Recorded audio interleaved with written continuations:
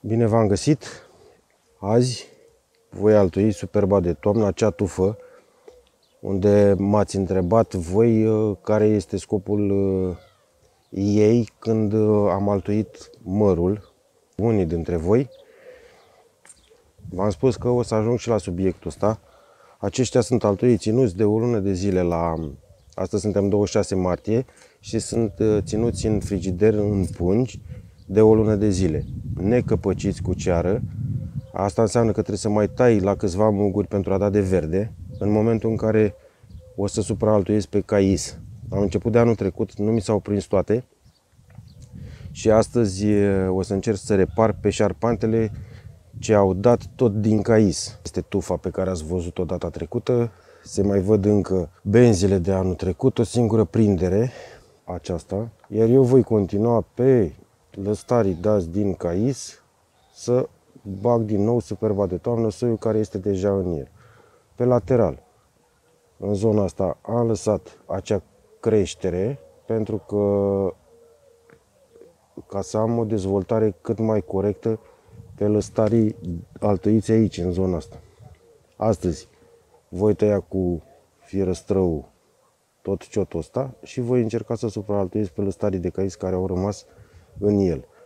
De ce nu i-am dat jos lăstarii de cais? Că puteam să rămân cu un singur lăstar de piersic de superbă de toamnă. În momentul în care nu se prind toți altuii pe o dimensiune așa mare, tinde să se ducă uscătura din zona cea mai apropiată de exterior către colet. Și în momentul în care intră acea uscătură, pomul ăla nu mai are mult de trăit, maxim 2, să zic, cu indulgență 3 ani. Așa că am lăsat lăstarii de cais să se dezvolte în continuare, urmând ca acum, în al doilea an de după altuire, să mai supraaltuiesc încă o dată. Cel mai indicat este să se facă altuiri pe dimensiuni de genul ăsta, nu așa.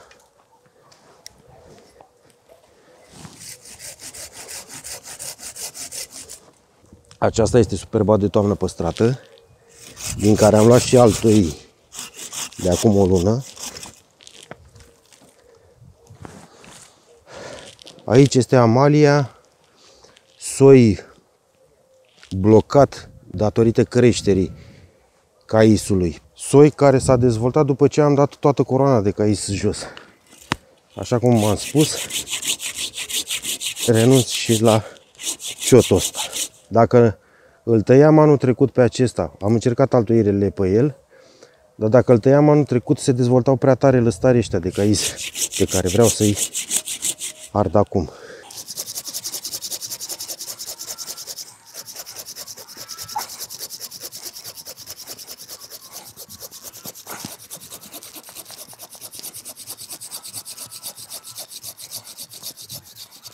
Pentru că am posibilitate, o să fac sub scoarță. Din lăstarii pe care i-am. Știu că e superbă de toamnă, deci nu mai e nevoie de etichetă.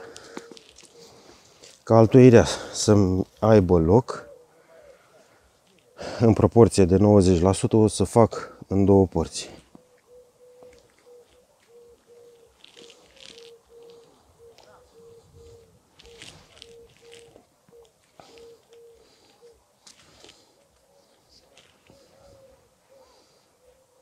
Sper să se vadă în ce hal altuiesc.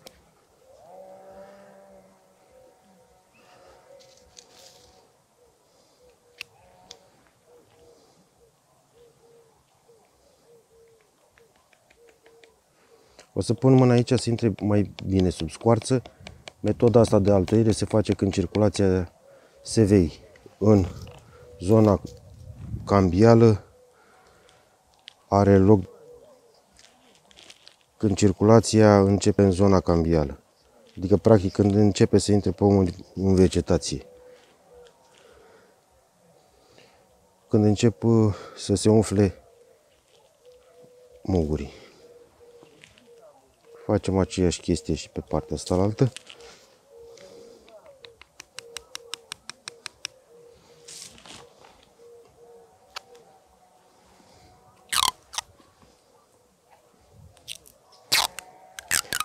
Toate altuirile o să le fac sub scoarță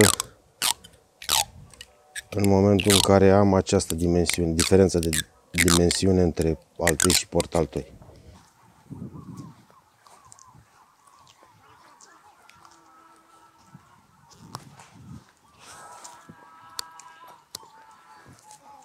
Pentru a se vedea mai bine la cameră, aici nu mai are rost să mai dau cu cosorul, pentru că acest firăstău taie aproape perfect. Ia să văd dacă mă pot folosi de un mugure, pentru că nu am pus capac.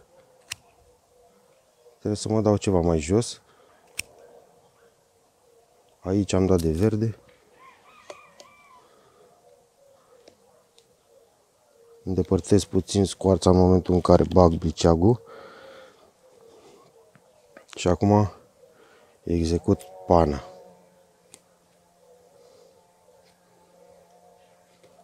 Ideal ar fi să iasă dintr-o singură mișcare. Se face o tăietură aici, una în zona cambială, pentru a începe formarea calusului la contact cu portaltoiul.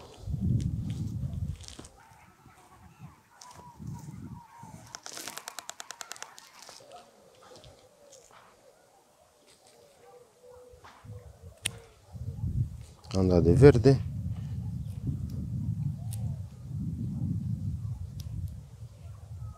Pac.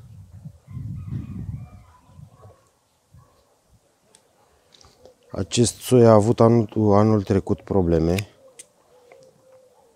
de bășicare, pentru că așa am luat altoii. Acesta nu a prins cum trebuie, pentru că n-am îndepărtat bine scoarța de aici.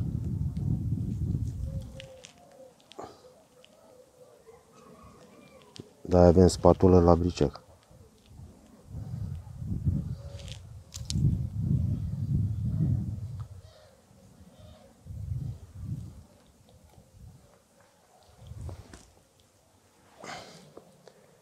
Dar anul ăsta îi rezolv și cu bășicarea.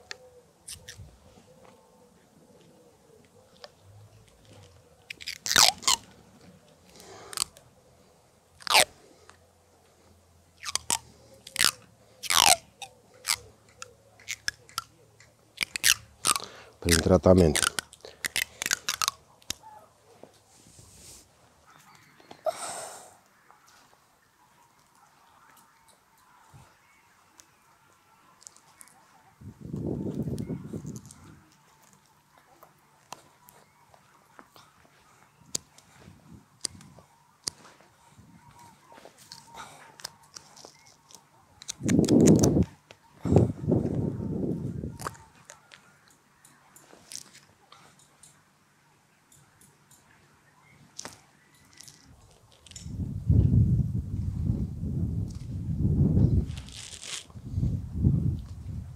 Bate tare vântul, trebuie să mă mișc ceva mai repede să nu oxideze ăștia, că altfel am făcut treabă degeaba.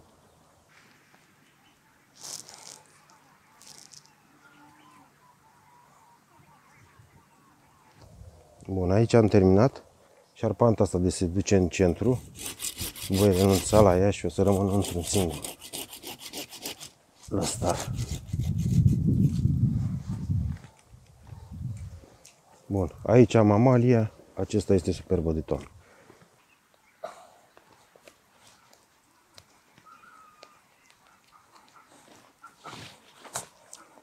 Și dacă tot sunt la altuit, o să-l și tai cum ar trebui să fie tăiat.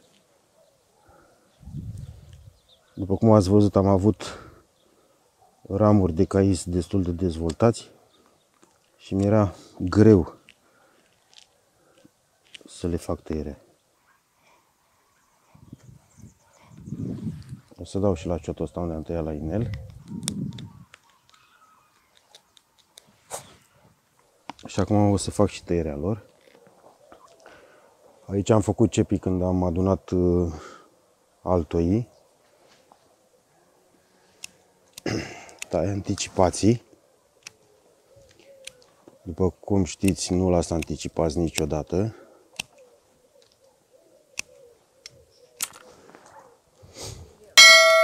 Aici la fel. Las pe ăsta să producă. Poate să producă, poate să-l ducă. Aceeași chestie și aici.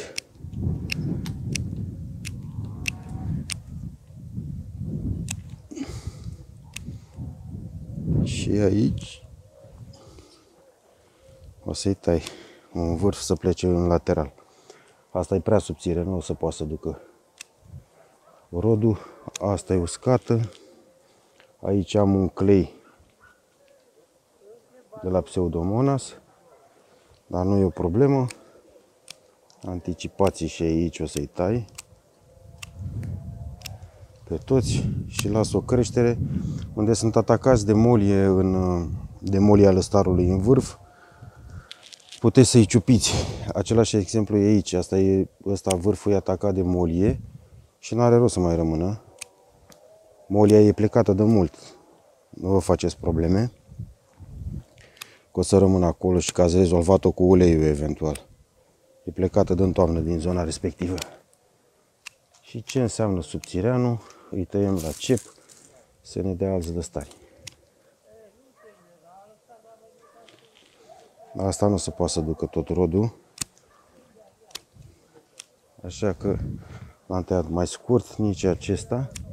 Și facem cepi. Ăsta este piersicul. Chiar dacă șarpanta asta este băgată în interior, momentan. La anul am destul timp de unde să-mi formez coroana din zona unde am altuit anul ăsta.